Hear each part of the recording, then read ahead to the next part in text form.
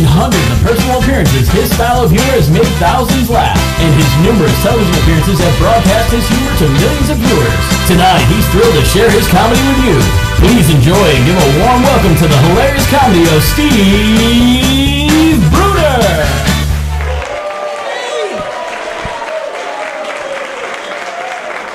Thank you. Thank you very, very much. It's very, very nice to be here. A little bit difficult getting here, I have to admit. Coming down the freeway, I saw the funniest thing. Saw this huge trailer carrying half a house. Wow. That is a tough divorce. I hope they don't have a dog. Feeling pretty good. This is a fun gig for me. I play a few fun gigs every now and again. A couple weeks ago, but in fact about a week a month, I play cruise ship. Anybody ever been on a cruise? Oh, a couple people. How nice. I always love a cruise except for that first day. That's where they get everybody on the ship, and then the first thing they do is have a lifeboat drill. Welcome aboard, prepare to die. They don't stop scaring you there. They dress you up in those fancy life jackets, right? What color are those? Orange. Bright orange. Same color as a fishing lure. There's some incentive to make it to the lifeboat. You're not on a little boat. The big boat goes down. That means you're dressed as bait. You are nothing but a bobber. Give that little shark-attuned whistle. Wee, wee, here, sharky, sharky, sharky, sharky. Well, I was on one ship, they put a light on there, apparently, so if you sink at night, the shark can find you. They think of everything. I walked into my room, the first time I was ever on a ship, the life jacket was just sitting on the bed. My goodness. Why don't you just give your rosary beads and a do-it-yourself will?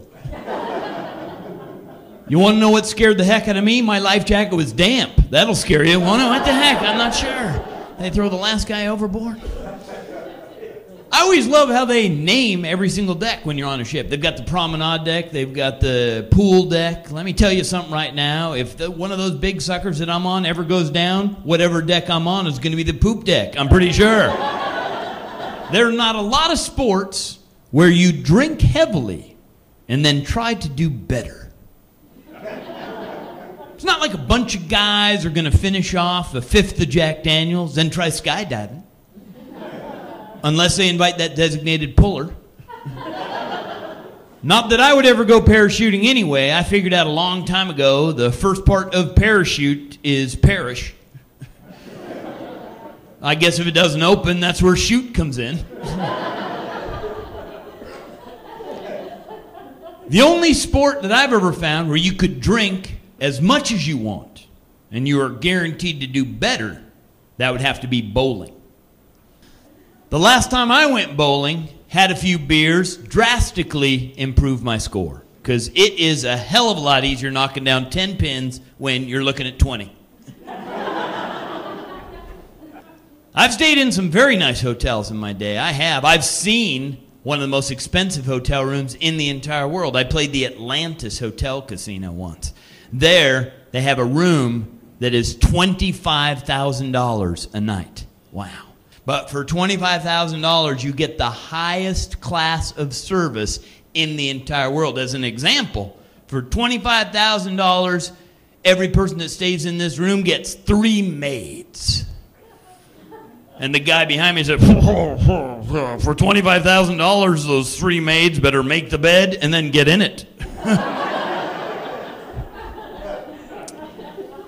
Hotels are always kind of funny. The last hotel I stayed in was in Florida. It was a very nice hotel, but I believe that the hotel chain might have been catering to a dumber class of people. The hot tub had a sign on it that said, "No diving." I don't think we need that sign. Seems to me the people that want to dive in the hot tub should be allowed to dive in the hot tub. This is how we thin the herd. Weed out the gene pool. This is a great job being a comedian. When it works well, it's probably one of the best jobs in the entire world. And I know there are tough jobs out there. I saw a Western not too long ago, one of these things where the cavalry comes in to save the day. I realized one of the hardest jobs in the entire world had to be the bugler in the cavalry, because he led every single charge in the battle. If there's anything you don't want to be, it's a target making noise. He's just leading his friends right into the fray, playing his little tune. Do-do-do-do, do-do-do-do. What were the words of this song? I'm over here without a gun. Shoot me first. This isn't fun. And we had a lot of musical instruments leading the charge into battle. The Scottish army, they had the bagpipe player. Harry, Harry, Harry. He was definitely shot first. Sometimes in the back by his own men. Stump that annoying racket. I got a headache. There's a war on. Tough jobs are everywhere. I think it's especially a tough job for airline pilots. I fly a lot as a comedian. I think it's definitely a tough job for American Airlines. They have the worst slogan I've ever heard of. It's American Airlines, we go that extra mile. I don't want to be sitting in the middle of a wheat field somewhere. Hey, hey, hey, I think the airport's back that way. You missed it by a mile. I don't mean to complain, but that was a hell of a hike to baggage claim. I'm going to have to take Southwest from here to there. I better get a frequent walker mile for this. It's not really the length of time of the flight that ever bothers me. What bothers me is the entire flight. The pilot will just not stop talking. Anybody care how high they fly? Oh, but 10 minutes every flight you ever been on, always hear the same announcement. Ladies and gentlemen, this is your captain speaking. We've reached cruising altitude of 35,000 feet. Who cares? As long as we're above zero. See, I think if the pilot's going to say something, it should have to be exciting. From the very beginning of the flight, the most exciting thing you ever heard in your entire life. Ladies and gentlemen, this is your captain speaking. We're not cleared for takeoff, but we're going for it anyway. Let's get there early for a change. Make it exciting, not we've reached cruising altitude of 35,000 feet. How exciting is that? Make it exciting. We've reached cruising altitude of 12 feet. We're going to scare the heck out of those kids on that bus. Wave to them. I'll be honest with you, flying out here, I got bumped up to first class. That's always a treat. Let me just tell you right away, if you ever get a chance to do first class, it's fantastic. If the airline ever asks you to do anything, do it for them, because sometimes they'll bump you up. I got bumped up. I forgot how great first class was. Because first of all, you are the first people on the airplane. It's like the pilots, the flight attendants, and then you. And you're just sitting there and you're just like, oh, this is great. Because apparently you get sat first because you need a good chair to watch the poor people parade.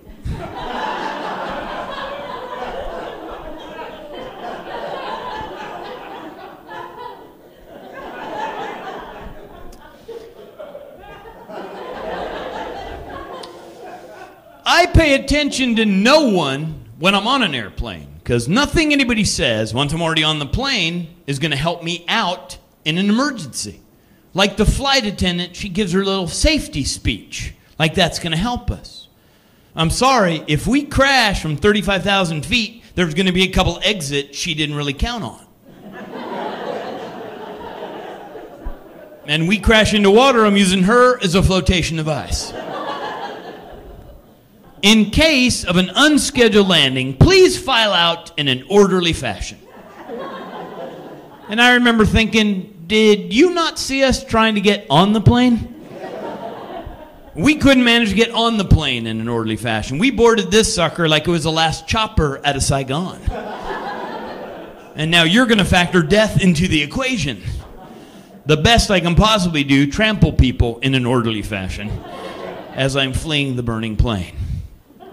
And let me just compliment you right there that I'm actually playing to an audience that knows what the last chopper out of Saigon means. So good for you. All right. Happy to actually hear that. Sometimes that just goes right over everybody's head. I appreciate that. I don't smoke myself, but I fly a lot, and I think we should still have separate sections on an airplane. Not smoking and non-smoking, just something to get the smokers away from the non-smokers. Maybe like fidgeting and non-fidgeting sections. That way, for even like the flight out here, I wouldn't have to, even though I was in first class, I had to sit next to Mr. Fidgety, who's being forced to quit. And if you're anywhere for somebody for 4 hours that is forced to quit smoking, you have to know it is going to be the longest flight of your entire life. The entire time, I can't smoke.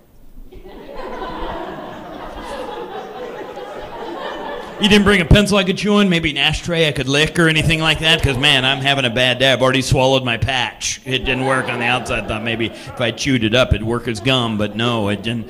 They actually said that airlines were losing money because smokers were not flying. Well, I thought the solution here was very simple. We should still have a smoking section. It should just be smaller, like 1 seat. Then, to make the big money, don't sell that seat until you're about 2 hours into the flight. Then just have an auction. How much is that smoke worth to you? 10,000 right here, 10,000. I'll pay 5,000. Let me sit next to Winter. Blow it in my face, big guy. Come on. Because I'm for non-smoke. We know it's not good for you, but if that's your habit, boy, you got to know that is a tough habit to break. In fact, personally, I think they've gone crazy with this non-smoking campaign. It's like in California, they outlawed smoking everywhere you just about outside of your own little house. The first place they did it was the post office. Oh, yeah, brilliant move. Here's a place we need people to be just that much more on edge. Some of us know the post office hasn't always been the safest place in the entire world. In fact, it's the only place you'll ever see the FBI's most wanted list look exactly like Employee of the Month.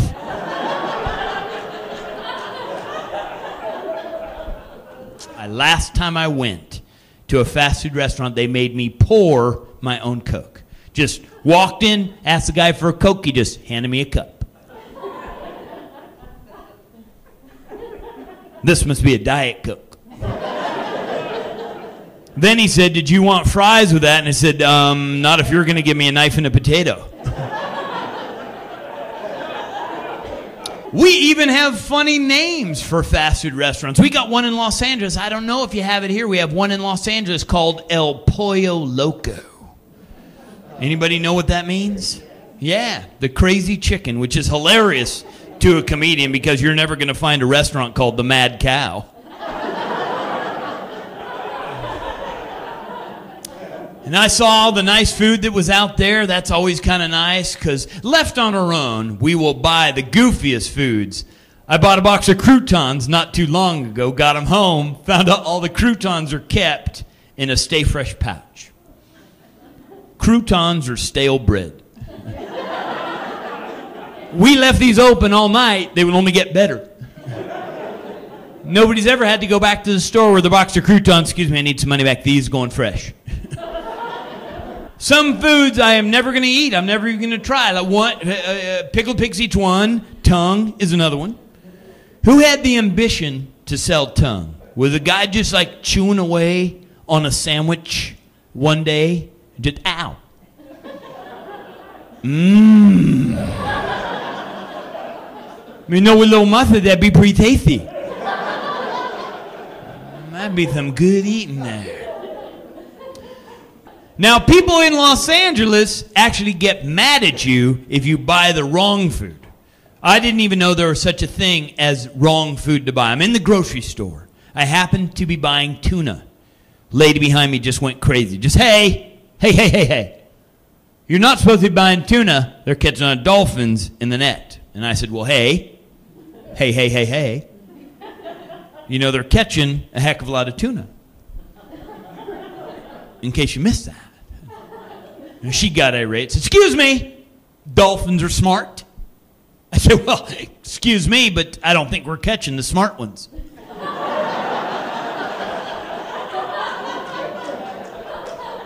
And don't get me wrong, I'm not anti-dolphin, I'm just pro-tuna. A couple days ago, I came up with the Bruner tax plan. And this is the idea where I think you should be taxed according to how rich you act. Let me explain how this works. Right now, we fill out a whole bunch of paperwork. We send it into the IRS. They tell us how much money to send them. We usually send it to them. We hope they don't ask for more. We don't argue. Now, with the Bruner tax plan, all you have to do is answer one simple question. And how you answer that question determines your tax rate. So, an example, year 1 of the Bruner tax plan, they bring you into a little room and they say, you have a salad and you put a red thing on that salad. What do you call that red thing? And the people that say tomato, they pay 20%. And the people that say tomato, they pay 30%. And the people that say mater, they pay 5%.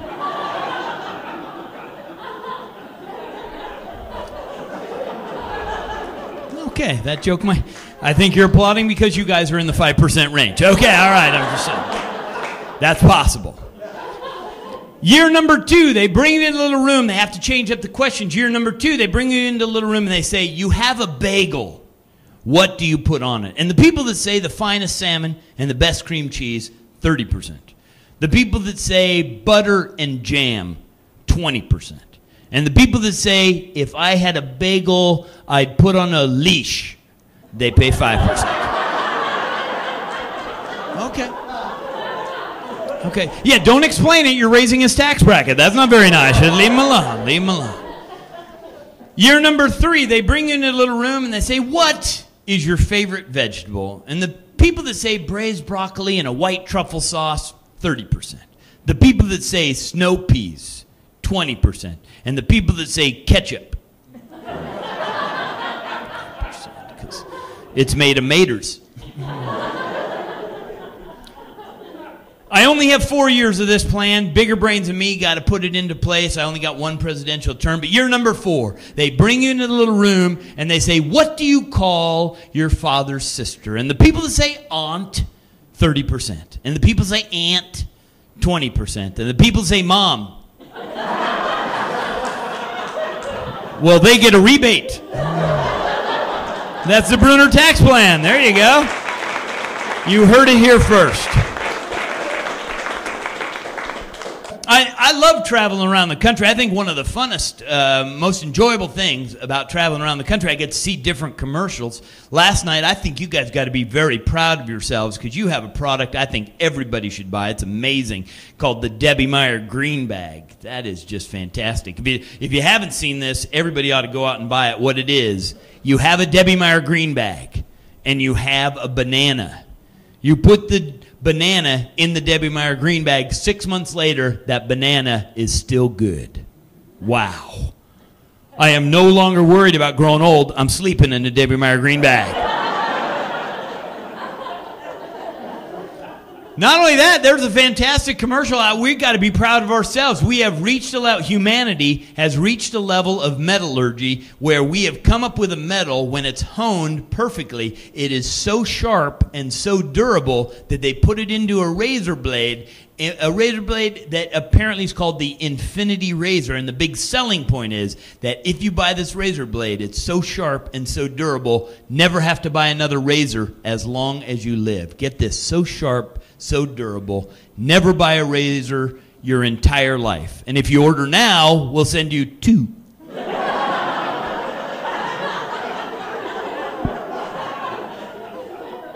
I love that. Oh, and just honestly, so nice to be here, play to adults. That's always a joy, because left on our own, it's kind of funny, just kids add a whole new perspective to everything. I knew this just from flying in. The pilot said something about there's going to be turbulence upon landing. All the adults are like hanging on. What's that mean? I don't know. It doesn't sound good. Little girl about 4 years old, about 5 rows up, is going, whee! That is the secret to life. The next time you're in a real frustrating situation, right in the middle of your frustration, just break out, whee! I think it'll help you. Let's say you're at the doctor's office, one of those serious doctor exams where he says that stupid thing like bend over and relax. As soon as he says it, just whee! Hell, give him something to worry about. And I talk about what an easy job I have being a comedian, especially on a night like this where everybody's laughing at the right points. I appreciate that. I know the toughest job of all time. That would have to be parents. There's a tough job. Dang easy job to get, though. I think most people love the interview. You don't have to dress for it. Parents are actually kind of silly when they start out. Otherwise, they wouldn't say such dumb things to their kids like, don't you get smart? Okay. Well, thanks for setting goals I can reach. Then they say they're teaching us by example. Then they'll go, that'll teach you not to hit your brother. Okay, all right. I'm not getting smart.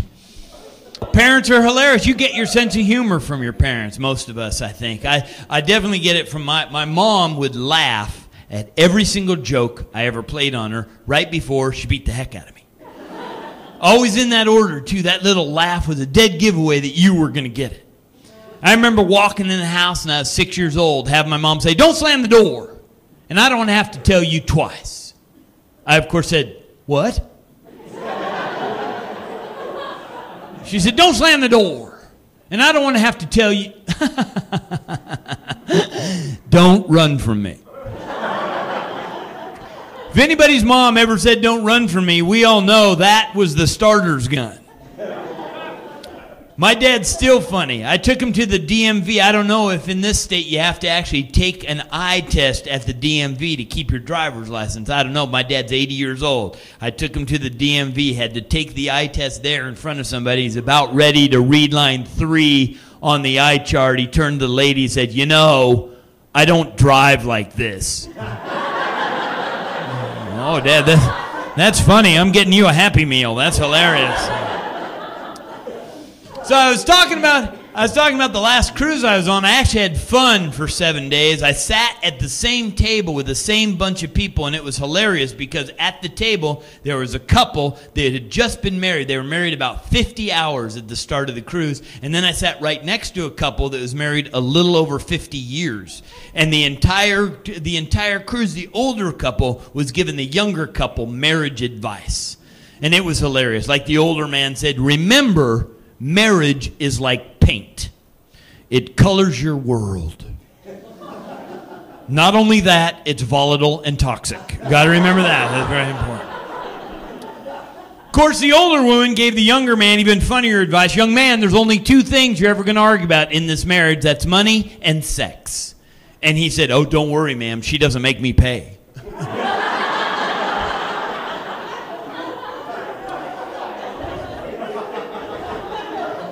And the older man said, just wait. And I understand why the older couple is giving the younger couple marriage advice, because classically they say that the first year is the most difficult. I didn't think that was true. I thought engagement was a lot tougher than the first year because people lie to guys about the engagement process. My whole life, people were telling me things like diamonds are forever. Payments are forever. I found out fiance is just one end short of finance. Which is why women are in charge of the wedding. They have a more romantic vision of what it takes to put a wedding together. That's what women want. Romance and extravagance. And I know all about these two because I married a Catholic gal. So yeah, some of us know, It was one of those long religious stand up, sit down, fight kind of weddings, right? I'm not Catholic myself, so my entire side of the family was totally out of shape for this thing. 10 minutes into it, completely winded. Okay, we'll convert. Just let us sit on these cushy knee pads. Right? Any chance of them passing out that wine again? That would really help us out. 'Cause we missed it the first time, thought it was a secret handshake deal. Didn't know how to get in the club. The camera pans. It's like her half is crying, my half is smearing on Ben Gay. Grandma, you stay down there. Will Lou be at halftime?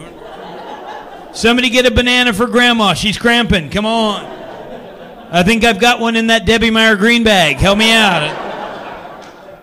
Because it was a long wedding, people. We not only lit candles, we made them.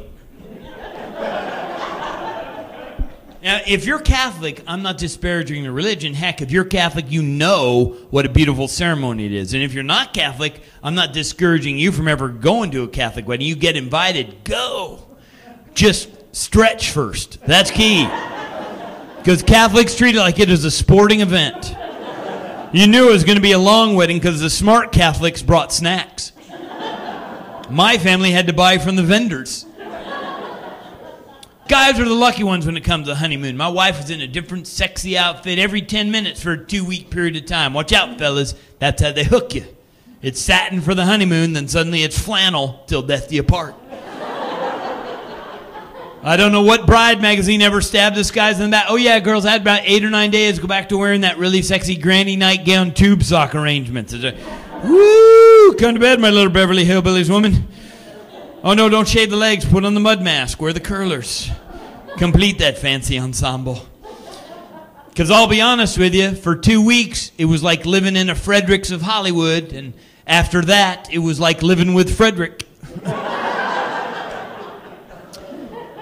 And to finish up here, I don't know anything about marriage. Most of you know a heck of a lot more than I do. But I do know whatever relationship you're in, you got to keep romance alive. Took me 2 weeks of the honeymoon to figure out something romantic to do. I had seen the movie 10. I knew the most romantic music to make love to was Bolero. So I went out and got Bolero. Found out that is way too long of a song. After 2 weeks, I just put in Pop Goes the Weasel. You guys have been delightful. Thanks for being here. I've been Steve Bruner, and you've been a blast. Thank you very, very much.